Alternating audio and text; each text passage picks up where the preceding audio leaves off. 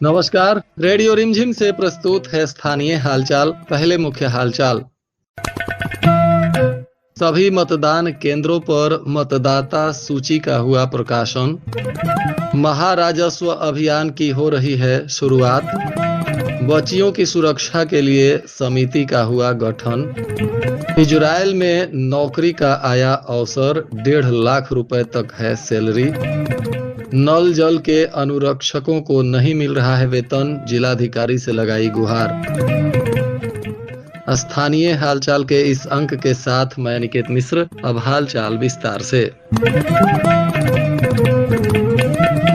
जिला निर्वाचन पदाधिकारी पवन कुमार सिन्हा ने आज प्रेस वार्ता करते हुए गहन पुनरीक्षण कार्य को लेकर जानकारी दी। उन्होंने कहा कि आज सभी मतदान केंद्रों पर मतदाता सूची का प्रथम प्रारूप प्रकाशित कर दिया गया है। सभी मतदान केंद्रों के साथ बीएलओ के पास भी एक सूची है। इसके अलावे सभी पदाधिकारियों के पास भी एक मतदाता सूची रखी गई है। कोई भी व्यक्ति जिनका इस मतदाता सूची में नाम नहीं है तो वे लोग दावा और आपत्ति को लेकर 1 महीने तक आवेदन कर सकते हैं। इसके लिए आप स्थानीय बीएलओ के पास भी आवेदन कर सकते हैं, ऑनलाइन भी कर सकते हैं और यह प्रक्रिया 1 अगस्त से 1 सितंबर तक चलेगा। इसके लिए प्रत्येक दिन सभी मतदान केंद्रों पर पंचायत सरकार भवन पर कैंप का आयोजन भी किया जा रहा है, जहां लोग जाकर अपने दावा आपत्ति को आवेदन कर सकते हैं। जिला पदाधिकारी ने बताया कि इस बार मतदाता सूची के पुनरीक्षण में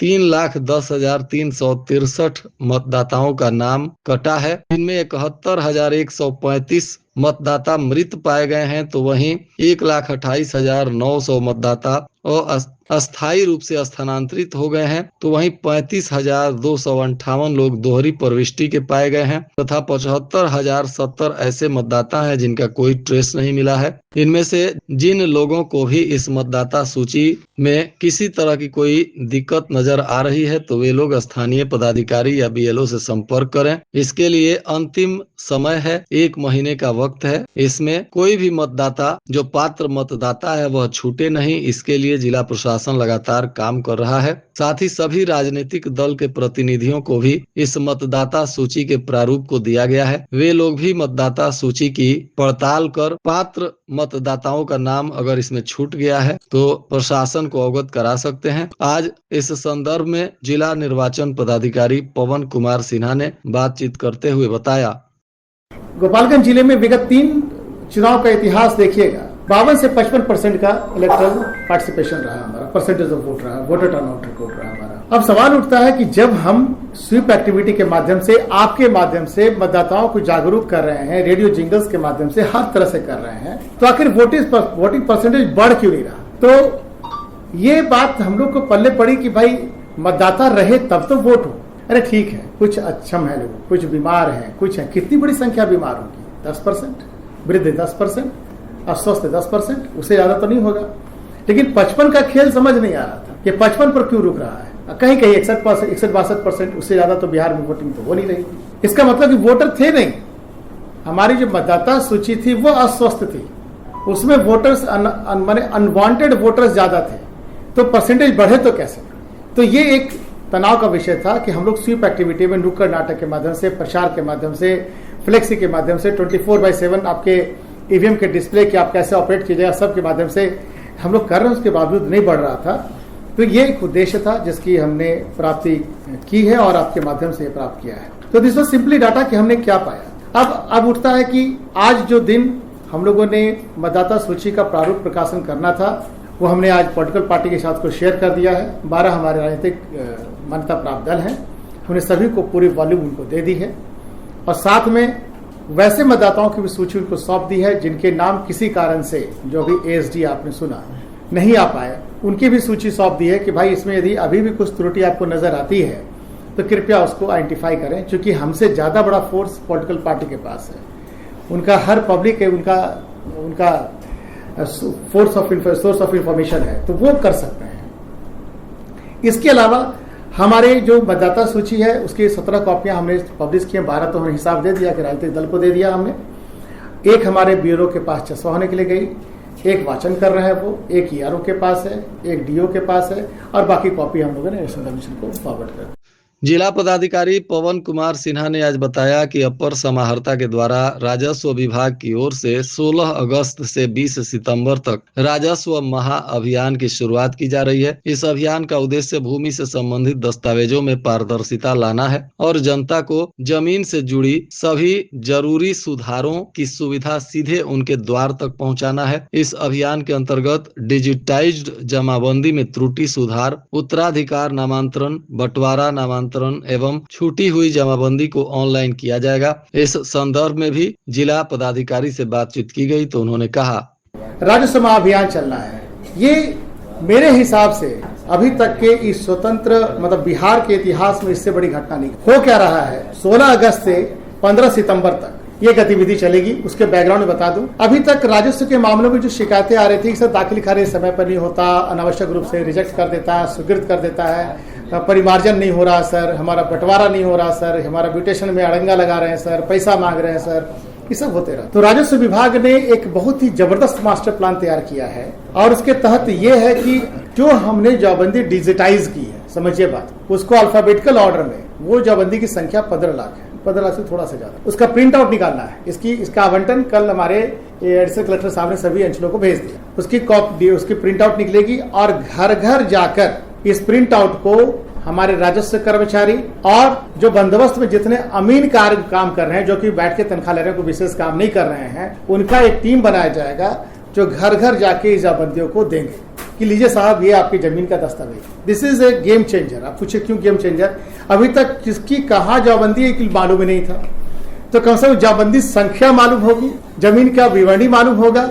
अब कैसे गेम चेंजर होगा? अब कहेंगे सर इसमें जो लिखा हुआ है ना, खाता 0/0 रकबा 14 डिसमिल, होता यही है, देख लीजिएगा। हमारे कई जमाबंदी 20% जमाबंदी में आपको मिलेगा। तो जो है हकीकत में, चूंकि मैं रेवेन्यू मेरे ब्लड में, मैं रेवेन्यू को बहुत बेहतर समझता हूँ, ये है। तो हम कहेंगे नहीं सर ऐसा है, तो पहले उनको बांट दीजिए। बांटने के बाद 3 से 4 दिन बाद फिर यही टीम दोबारा घूमेगी, वो भी कहेगी अच्छा चाचा, अच्छा काका, अच्छा भैया, अच्छा भौजी, बताइए क्या इसमें जोड़ना घटाना था, बता दीजिए, कागज लगा दीजिए। कागज लगाएंगे वो, और हर अंचल को आप सुनिएगा कि राजस्व सर्वेक्षण उसको शिविर कहा गया। तो हर शिविर में जो अंचल में बैठेगा उसमें 10-10 आदमी अपने लैपटॉप, क्योंकि हर अमीन को लैपटॉप दिया हुआ सबको मालूम होगा, लैपटॉप के साथ बैठेंगे और ऑन स्पॉट उसका संशोधन करेंगे। वो जो संशोधन हो जाएगा उसको हम लोग 1 अक्टूबर को, जैसे आपका यहाँ फाइनल पब्लिकेशन करेंगे, वहाँ पब्लिकेशन 1 अक्टूबर को, ये डेट बड़ा कोइंसाइडिंग है, 1 अक्टूबर को हम वहाँ पर उसको पब्लिश करेंगे और 30 अक्टूबर तक उसमें हम दावा आपत्ति लेंगे। उससे इलेक्शन कमीशन का मॉडल कोड ऑफ कंडक्ट प्रभावित नहीं होगा, चूंकि ऑनगोइंग प्रोसेस,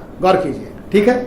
उस दावा आपत्ति के बाद 30 अक्टूबर के बाद हम उस पर फिर से सुनवाई करेंगे, जैसे अभी इलेक्शन की सुनवाई करेंगे, उसकी भी 1-to-1 सुनवाई करेंगे और उसके बाद अंतिम प्रकाशन के संबंध में हम लोग अगले 1 महीने में निर्णय लेंगे। यदि कमीशन नहीं रोकता है तब तो हम नवंबर के लास्ट में या दिसंबर तक इसको पब्लिश कर देंगे। इससे क्या होगा कि जो अभी तक सीमित हाथों के कर्मचारी के हाथ में था, फलना के हाथ में था, अब वो आम जनता को उसका जब जमाबंदी पहुंचेगा तो ये हमारा जो अभी तक बिहार पे कलंक लगा है कि यहाँ जमाबंदी सुधर ही नहीं सकता, लैंड रिकॉर्ड सुधर ही नहीं सकता, इस कलंक से मुक्ति मिल जाएगी, क्योंकि आम जन की भागीदारी भाई इसमें हो रही, हर घर की भागीदारी होने जा रही। तो ये बड़ा गेम चेंजर था जिसके बारे में मुझे आपको बताना था।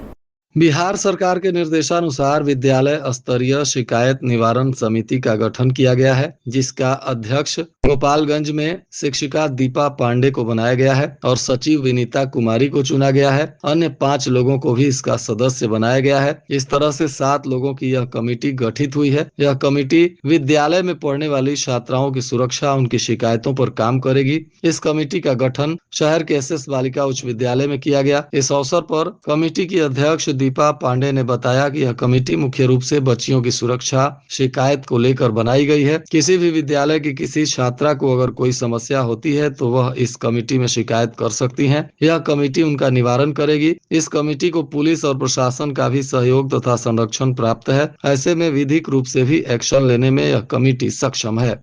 बिहार सरकार और श्रम संसाधन विभाग तथा जिला नियोजनालय के प्रयास से इजरायल में home based care giver for PWDS यानी विकलांग व्यक्तियों की देखभाल को लेकर 5,000 लोगों की जरूरत है। सीधे इनका चयन जिला नियोजनालय के माध्यम से होगा। चयनित अभ्यर्थियों को लगभग 1.5 लाख से अधिक मासिक वेतन मिलेगा। साथ ही निःशुल्क भोजन और आवास की सुविधा मिलेगी। इस पद को लेकर आवेदन के लिए अभ्यर्थी की आयु 25 से 45 वर्ष के बीच होनी चाहिए। न्यूनतम शैक्षणिक योग्यता 10वीं पास निर्धारित की गई है। अभ्यर्थी को अंग्रेजी भाषा का ज्ञान अनिवार्य रूप से होना चाहिए। इसके अलावा शारीरिक मानकों में अभ्यर्थी की न्यूनतम लंबाई 4 फीट 11 इंच, वजन 45 किलोग्राम से अधिक होना चाहिए। प्रशिक्षण एवं योग्यता के रूप में 2 विकल्प दिए गए हैं। पहले विकल्प में अभ्यर्थी के पास नर्सिंग, फिजियोथेरेपी, नर्स असिस्टेंट या मिडवाइजरी में डिप्लोमा होना चाहिए अथवा न्यूनतम 990 घंटे का केयर गिविंग कोर्स